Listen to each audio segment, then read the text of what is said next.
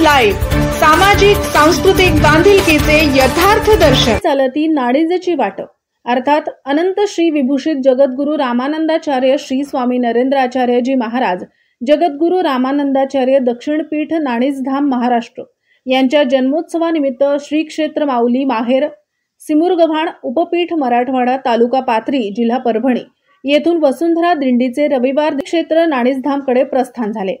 या प्रसंगी सजवलेल्या रथातून जगद्गुरु श्रींच्या सिद्ध पादुकांचे षोडोपचार विधिवत पूजन करून वसुंधरा दिंडीचे मोठ्या शाही थाटात प्रस्थान झाले. गुरु माऊली नरेंद्र स्वामी जय जय योगिया नाडीजवासी नाथ महंत तूच देवराया या गजराने संपूर्ण परिसरात भक्तिमय झाला होता. जगद्गुरु श्रींच्या संकल्पनेतून वसुंधरा दिंडीचे आयोजन करण्यात आले. पर्यावरणाचा संदेश देत यात्रेकरी मोठ्या संख्येने सहभागी झाले. पर्यावरणाचा संदेश देणारे बॅनर, विविध रंगाचे ध्वज, एकाच रंगातील गणवेश, टोपी, शूज आणि शिस्तीत चालणारे यात्रेकरू हे वसुंधरा दिंडीचे खरे आकर्षण ठरत आहे. पाऊले चालती नाणीजची वाट याप्रमाणे मराठवाडा उपपीठावरून निघणाऱ्या वसुंधरा दिंडीच्या स्वागतासाठी आणि लाडक्या गुरु माऊलींच्या सिद्ध पादुकांचे दर्शन घेण्यासाठी मराठवाड्याच्या कानाकोपऱ्यातून गुरु माऊलींचे लाडके भक्त मोठ्या संख्येने यात सहभागी झाले होते.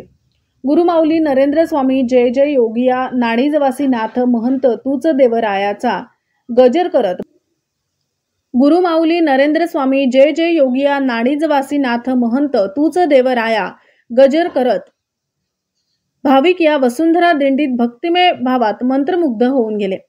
श्री क्षेत्र माऊली माहेर ते पाथरी या रस्त्यावर भाविकांच्या दूरपर्यंत लांबच लांब रांगा पाहायला मिळत होत्या.